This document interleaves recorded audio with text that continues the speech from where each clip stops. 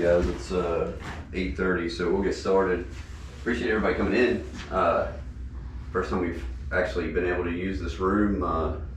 Looks like it's snug, but we're fitting, right? So it's a little cool this morning, so maybe that'll keep us warmer. Okay, growing our teams. I wanted to talk to you guys about some, plans that we had and kind of keep you guys in the loop so we can have kind of this, more of a conversation rather than from, us, feeling, you guys feeling like you don't know what's, coming next or being in the dark about anything. So start with 90%. That's what we're hitting on with our current service recovery rate. Sometimes plus, sometimes minus, but 90%, and that's our target. 20% improvement on our recovery rate over the last year. 36% improvement on our service labor revenue. So how do you think the parts and service team did? Very. Can you get a fantastic? Fantastic. Yeah, fantastic, all right? All good things, right? Okay, so we've identified that we have several more opportunities, given that we had such a fantastic year. We found that we can improve our service system to support additional production opportunities and increase team member pay. All that means is we feel like we can be even more productive, and that'll result in more team member pay, which is good for everybody. And then we feel like we can turn more leads into customers. And that's called closure rate, increasing your closure rate, right? We talk about that a lot in sales. We don't talk about it so much in parts and service, but that's something that we're going to start thinking a little bit more about. And then improve our customers' trailer ownership experience. That's just basically providing a better customer experience, right? That's something that we always want to do. So how are we going to do it? Well, the overall outline of the strategy would be to convert more of our lead opportunities into customers, okay? Keep our customers coming back, right? Retain the customers that we have and keep them wanting to do business with us. And then increase our recovery rates. Again, that's the primary measurement for how much service techs are able to bill out in a given amount of time, okay? And that's one that we talk about a lot in service, recovery rates. Recovery rate is the percentage of time that you are clocked in, okay, so on the clock, versus the amount of time that you actually bill out, right? So it's a percentage of that time that you're clocked in to what you're billing out. All right, so the implementation plan would be to improve focus. So have a service-focused team, and then improve support by adding additional support around the operations side of the business. All right, the strategy. So appointment setting. We already have a program that we use called Phone Ninjas in Sales. It's really improved our ability to set appointments and obtain deposits on the phone in our sales department, and we want to explore that in our service department. Improve scripts. Again, that's one of the ways that you get better appointment setting. Lead follow-up process. Another item that we're implementing in sales is DP360 CRM, which kind of bolts onto the front end of our dealership management software and allows us to manage the leads that we have coming in, right? Basically, the marketing department generates leads for parts, service, and sales, okay? And then we have a dealership management system that is used to process the sale, okay? So generate the quote and then actually handle all the front end accounting that then goes back to Shasta, and then she can handle the back end accounting. And this piece fits in the middle of the marketing lead in the dealership management system, okay? So that we can manage all of those inbound opportunities. All right, increase remarketing efforts. So another thing that the CRM will do is, if we don't close the appointment immediately, is that it can have some automated follow-up through text and email. It also allows us to store the information for the customer and then also do more intentional follow-up. We can say, hey, this guy called yesterday. I'd love to get some more service appointments in here. I need to call him back, or I need to text him, or I need to email him. and say, hey, you wanna go ahead and schedule that appointment.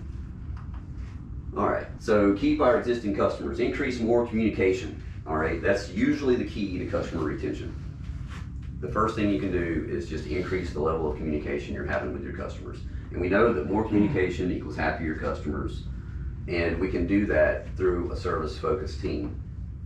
So how do we get to 95% recovery rate? Well, there's a lot of things, small improvements that we feel like we'll be able to make, and then ultimately we have to find 27 minutes a day to go from 90 to 95%. Okay, find 27 additional minutes a day to bill out. A daily plan for success. All right, so again, having this focus on executing this vision will allow us to create a daily plan for everyone that will help us find that 27 minutes as one of the benefits to that. Okay, and a lot of that can be handled in the morning meeting. Increase service coordinator utilization. So, you know, our vision is for the service coordinator to move more into, you know, handling some light service work for us, light repair, plug repair, replacement, you know, tires and things like that can be handled fairly easily, and even oftentimes out on the lot rather than before the trailer gets pulled into the shop. And that way the light, faster work is handled and the service techs are handling more of the heavy lifting. Increased point of sale installs by hookup tech and yard tech. So we want to provide more training for the service tech and the yard tech so they can handle more point of sale installs that the sales team generates, rather than pulling the service techs off of jobs. Because the service techs get paid for the work that they get when they get pulled off. However, we know every time we change jobs, there's an inefficiency built in. Okay, it's inherent. It's not that we can't overcome it, but it is an additional obstacle that we have to overcome. Okay, and oftentimes it just creates an inefficiency in our billing. To improve billing and flat rates, review job, task efficiency, and adjust times. Actually, Kelly and Tyler and I were talking about this very same thing yesterday. Taking what it takes to actually do a job and reviewing whether the flat rate reflects the actual time it takes to do this. We've done this exercise numerous times in the past, and it's something that we'll always have to continue to do in the future as we bring in new technology, new tools, new methods, and as trailers change. It'll all, you know, be things that have to be reviewed. And then improve unloading efficiency. So we're trying to figure out how to unload during the day. It's been apparently a process, but we're going to continue to work on that, okay? What do they say, Matt? If at first you don't succeed? Try and fail, try and fail, try and fail. Yeah, well, there's gonna be some learning and victories in there somewhere. It was better than the answer I thought you were gonna give, which was go home. Okay, the implementation plan. You know, create a service-focused team to execute the service vision, and then improve support. So create an operations department to increase the support of our team. All right, so what we're talking about is the parts and service team, what's known as the parts and service team, is going to move to what's going to be known as the operations team. Okay, so think of it this way: everything that the company does that's not sales and not marketing and not administrative, basically, is going to be in the operations team. And most of that's already being handled by the parts and service team. It's just not at the forefront of what we think about the parts and service team doing. And we'll get more into the roles and responsibilities. This is the org chart. Most of you guys probably haven't seen this. It's something that we've talked about in our leadership meetings every so often. But basically, you got sales and finance, trailer pros, finance underneath that, right? You've got marketing and IT, inventory coordinator, marketing pro there, okay? And then you have what will be the operations manager, parts pro, service, customer coordinator, yard pro, hookup pro, and then you'll have service manager, and this will be our service focused team: service manager, service coordinator, service pro, okay? And then, you know, we got the bookkeeper, just round it all out. And then we have all of our consultants that we work with over here. All right, and then the operations detail. So it kind of blew up the operations side so we could see it a little closer. Operations manager, right? Service manager, service pro, service coordinator. So, and then parts pro, customer coordinator, yard pro, hookup pro. All right, so the operations roles, again, what I just talked about, operations manager, parts pro, hookup pro, yard pro, customer coordinator, service manager, service pros, service coordinator. All right, so the service team roles, which will be that service focused team, is the service manager, service pros, customer coordinator. All right, and the focus of this team will be to have a service team within the operations team that would be focused on our service vision and service guarantee. Okay, so the service vision is what we've been talking about, all these things that we think that we can improve on, and then our service guarantee, which we talk about at the leadership level and hopefully are going to increase the conversations in our service department, is that NC Trailer's service department performs quality work that meets our customers' pre-approved time frame and budget. Very simple statement, but there's actually a lot packed into that, okay? Perform quality work, all right? We don't want work coming back to us. We don't want people to leave here feeling like we didn't do a good job on the work that we did, all right? We want them to be, leaving these glowing 5-star reviews that we get occasionally that they performed fantastic work. I couldn't tell if there was anything ever damaged with my trailer. Everything works great. And we don't want any of that coming back. And then we want to meet the customer's pre-approved time frame and budget. Okay, sounds simple, right? Well, you have to make sure you establish the time frame and it's clearly communicated to the customer as to what the expectation is as to when that'll be done. And then you have to do it on budget. We've talked about it for years that in service, it doesn't matter how much it costs. You just got to make sure that the customer knows how much it costs and that they know when it's going to be done. Okay, no, I don't want to say it doesn't matter what it costs, but their main focus is on when it's going to be done and did you do it for the price you said you were going to do it for. Okay, operations manager responsibilities, service, parts, customer greeting and assignment, which is a function of the customer coordinator, trailer pickup and delivery. So going back to this, customer greeting and assignment, that's basically one of the functions that Kelly does, right? So greet the customers and then make sure that customer gets to the person that they need to get helped. Okay, trailer pickup and delivery. So that includes like service service pickup and delivery. And then it also is for trailer sales and new trailer pickup from like quality and then payload whenever it gets to producing trailers. Okay, those type of pickups. And then unloading and checking in trailers, organized trailer inventory, customer hookups, and facility and equipment management. And so, we're talking about calling out some of the things that are more obvious or that aren't very obvious that parts and service handles, like facility and equipment management. That's a big task, right? And we don't really talk about it a whole lot or even think about it, but that's something that actually parts and service is currently handling. And it really doesn't fit the implied characteristic of what a parts and service team would do, right? That's one of the reasons that we want to better characterize what it is that we're trying to do with the department. And then, so LMA, so every manager has what's called LMA. This is an EOS term, but leadership, management, and accountability. So this role will have that as well.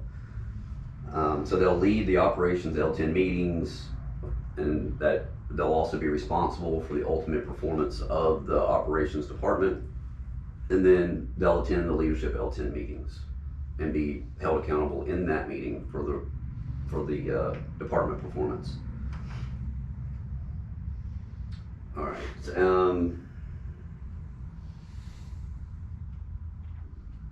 So the final thing here is improve support. Operations manager can focus on operations support and less on service, right? So there's there's a dual effect, right? So we'll add more support in total to the service team, and then we'll also have more support to the things that operate around the service team from this. All right, so looking beyond this, some additional opportunities that this will allow us to explore are create an operations department, digital scorecard and schedule, something that Jeff and I have been talking about. We talked about it a little bit in the past, and then hopefully we'll be able to put something in the works, possibly Q1. It'd be really cool to have a monitor in the office that shows like what we've accomplished so far this week, from billed labor to how many appointments maybe we've set, or how many parts we've sold and things like that. Also maybe have a section where we have announcements and upcoming things to be aware of, like we have a load tomorrow, we have a meeting on Friday and things like that. And then our service schedule will be on the other side of it. So every time somebody comes in, whether it be Kelly, Matt, Cole, they'll be able to see the service schedule, and it'll be kind of top of mind as to what's on the agenda for today. And then improve parts and service call closure rates. So I mentioned service earlier, but we'll also look at that for parts as well. And it's not something that we're saying that we're definitely going to do, but we want to at least slate to review what the opportunity is there. Okay, that's just typically how this works. You explore whether it's going to be a good option for the department or not. Then once you determine that, then you have to come up with a way to implement it, and then start putting it into your process. All right, so lead follow-up for parts and service. Again, we talked about this for service, but it's something that we can also explore in parts as well. Create remarketing campaigns, Bob Clemens workshops. So we also partner with another consultant called Bob Clemens, and I attend a meeting every month with other dealership owners, and we talk about ways that we can make our dealerships better. And they also provide a lot of support around training. They have a lot of forms. They have what they call their dealer toolbox. So they have a lot of everything from hiring programs to how your service department should run, from processes and procedures. And they also have a lot of workshops. And one of the things we've been talking about doing is to try to grow, have everyone in our organization growing, as to how can we get more people training. Well, they have a great opportunity for that, for us to get better. And then service contracts build in monthly installments with auto renewal. So we do a service plan in the sales department, but then after that year expires, we don't have any method of renewing the contract with them. So one of the things we want to explore is how do we set up a way to do a monthly billing installment on a service plan, and then that service plan would handle their maintenance needs for that year, right? Maybe not their repair needs, but their maintenance needs for that year. And have it auto renew every year so that they stay a customer, and it kind of runs in the background, so everybody, so it's not as administratively intensive.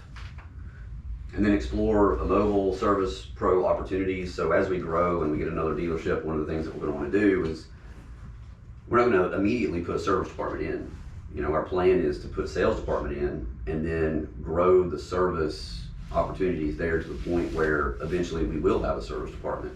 So in the meantime, we would probably start off with 1 day a week or so, where we would have a mobile service pro go to that location and handle all the appointments for that location for that day. And so another, that would open up a lot of opportunities. Well, maybe now we can start doing enterprise mobile service, where we go to a business like D.H. Griffin and we work on 3 trailers all in 1 day.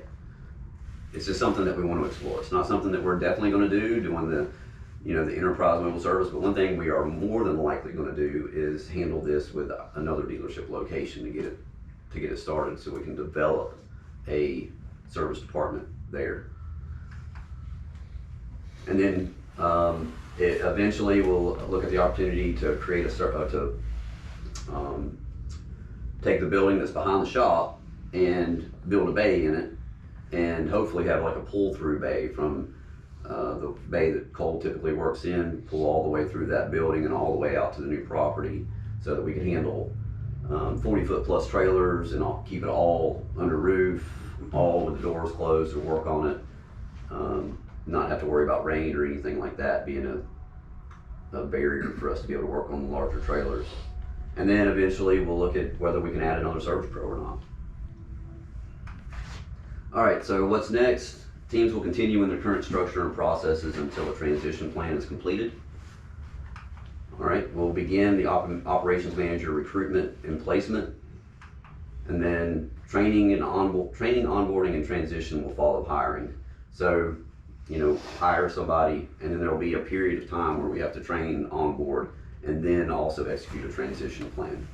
And so we'll continue to have conversations about this throughout the process, right? So today, nothing changes. This is just something that's gonna happen in the future, whether it be 30, 60, 90 days from now. And we'll let you guys know as we progress through the things that, the process to get someone in that position. Okay, so we have a few minutes actually. I finished a little earlier than I thought. You're welcome. So, do you guys have any questions? Well, in the service department, we try to do good quality work for the customer. Most customers that we have, are satisfied with what we do. Occasionally there are customers that you just can't satisfy. I mean, no matter what you try to do, they just, they just don't think that you're doing a better job than they do, I guess. Yeah, right. So, I mean,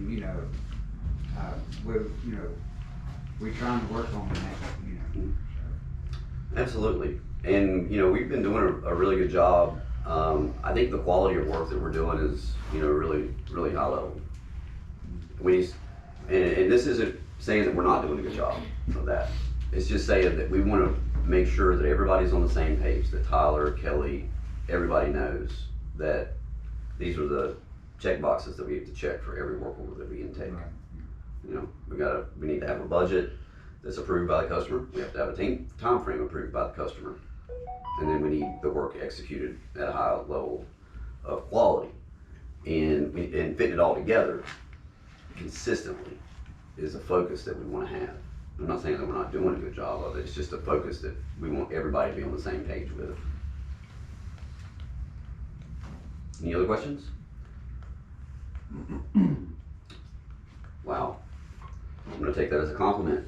If you do have any questions that come up in the meantime, you're welcome to submit them to your manager. I mean, I'm welcome to have a conversation with anybody as well, but if you do submit your questions to your managers, we can share, additional information that, questions that may come up with the entire group, very easily through email. So, let me know if you got any questions. Otherwise, that's all. David, you got a question? If someone is qualified and wants to proceed at applying for this, how would they do so? So we're creating a link today that will be a portal to begin the application process. So if you know of anybody, I appreciate you asking that because I didn't think about referrals, but if you know of anybody that would like to apply for the job, the managers are all going to be shared a link and they'll be able to provide them, that link for them to go start that process. So we have a process that we've been working on to evaluate and vet folks that may be qualified for the job, and that'll get them started. If anybody, if anybody, I guess if anybody internally or externally, they follow pretty much the same process. So, any other, that's a good question. Anything else? Awesome. Well, I'll leave it right there and let you guys get to it. Appreciate you coming in. Appreciate you all, and another thing, appreciate Sean and Wani helping us set up the room.